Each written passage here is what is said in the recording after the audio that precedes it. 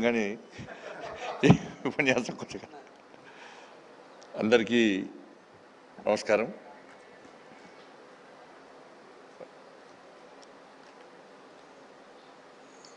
వాసన లోకేష్ గారు డౌట్ వచ్చింది అన్నట్టు. వాళ్ళ కుటుంబం అందరు కూడా సినీ ఫీల్డ్కి వచ్చారు, హీరోలు అయ్యారు, హీరోయిన్లు అయ్యారు. కానీ లోకేష్ గారు ఎందుకో సినీ ఫీల్డ్ పోకుండా ఇటు హీరో అయింది, ఇక్కడ పొలిటీషియన్ అయినట్టున్నారు. చాలా సంతోషం. అందరికీ నమస్కారం. బాలకృష్ణ గారి యొక్క ఈ కార్యక్రమంలో పాల్గొనడం సంతోషం. ఇంతకుముందు లోకేష్ గారు చెప్పినట్టు వారిని చూస్తేనేమో 65 ఏళ్ళు వారి వయస్సు, నిజంగా చూస్తేనేమో 25 ఏళ్ళ లెక్క కనబడతాడు ఆయన బాలయ్య బాబు గారు. వారి లోపల ఒక బోలాతనం, ఆయన ముఖంలో గంభీరత్వం, నచ్చిందే చేసే గుణం, నచ్చకుంటే రుద్రతాండవం. అప్పుడు చూస్తున్నా వాళ్ళు అబ్జర్వ్ చేస్తున్నట్టు వారి యాటిట్యూడ్ ఏంది, వారు చూస్తుంటే నిజంగా నిర్మోహమాటంగా ఏదైనా ముక్కుసూటిగా చెప్పేటువంటి వ్యక్తి బాలకృష్ణ గారు. చాలా సంతోషం. వారికి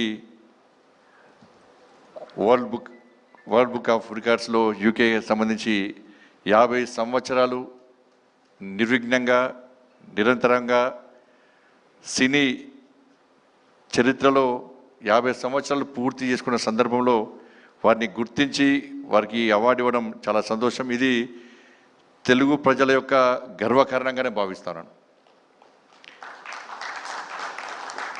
వాస్తవానికి వారు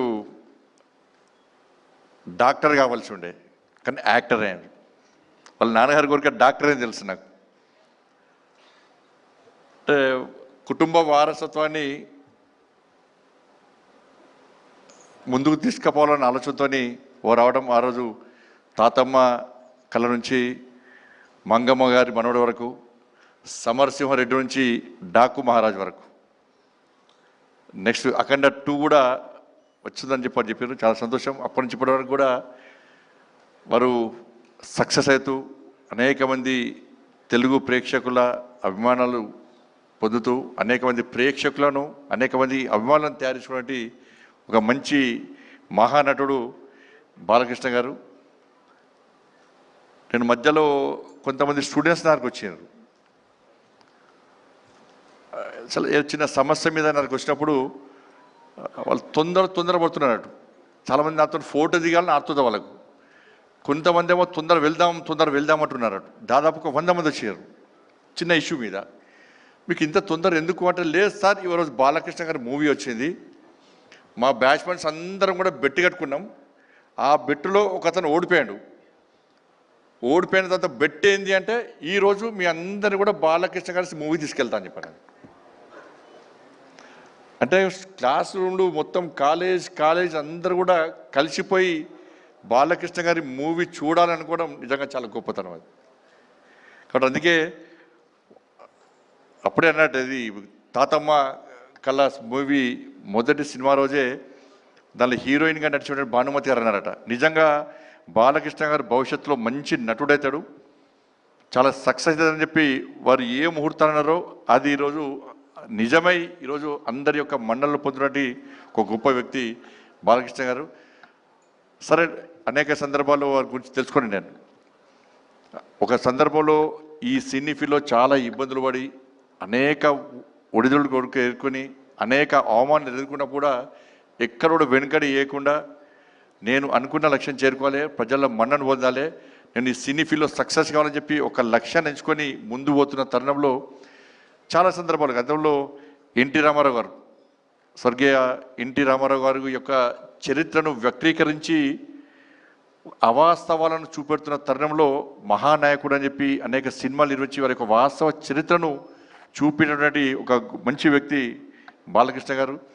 నిజంగా డాక్టర్ కాలేకున్నా కూడా వాళ్ళ బసవతారకం క్యాన్సర్ హాస్పిటల్, నేను మొన్ననే FCRకి సంబంధించి ఇబ్బందులు ఉన్నప్పుడు ఆ డిపార్ట్మెంట్ నాదే కాబట్టి నేను అమిత్ షా వారి దగ్గరికి పోయి, సార్ ఇది బసవతారకం, భరత్ గారు ఇక్కడ ఉన్నారు, మా సహచార పార్లమెంట్ సభ్యులు, ఈ బసవతారకం ఆ క్యాన్సర్ హాస్పిటల్ చాలా మందికి సేవ చేస్తున్నారు సార్, చాలా మందిని జీవితాలను కాపాడుతున్నారు, ఈ ఎఫ్సిఆర్ఎస్ సంబంధించిన ప్రాబ్లం వచ్చింది సార్, దీన్ని మనం తప్పకుండా చేయాల్సిన అవసరం ఉందని చెప్పిన తర్వాత వారు వెంటనే బాలకృష్ణ గారి కదా తప్పకుండా చేసాయి. నాకు కూడా క్యాన్సర్ బసవతారకం క్యాన్సర్ హాస్పిటల్ నాకు కూడా ఐడియా ఉంది.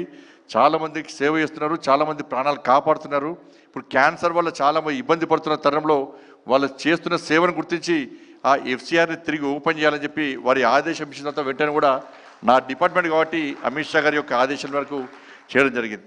వాళ్ళ బసవతారకం హాస్పిటల్లో ఒక క్యాన్సర్ పేషెంట్ అడ్మిట్ అయిందంటే ఒక భరోసా, ఒక ధైర్యం, ఒక విశ్వాసం వాళ్ళందరూ కూడా.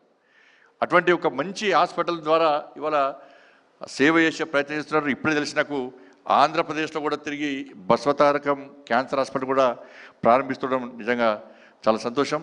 బట్ ఇటువంటి పరిస్థితుల్లో ఇలా బాలకృష్ణ గారు ఒక మంచి ఈ అవార్డుని తీసుకోవడం ఇది తెలుగు ప్రజల యొక్క గర్వకారణం.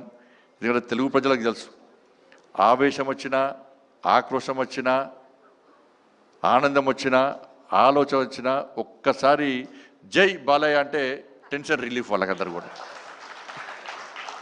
కాబట్టి అటువంటి బాలకృష్ణ గారు ఈరోజు వారి ఫంక్షన్కి నేను రావడం చాలా సంతోషం. భవిష్యత్తులో వారి ఇంకా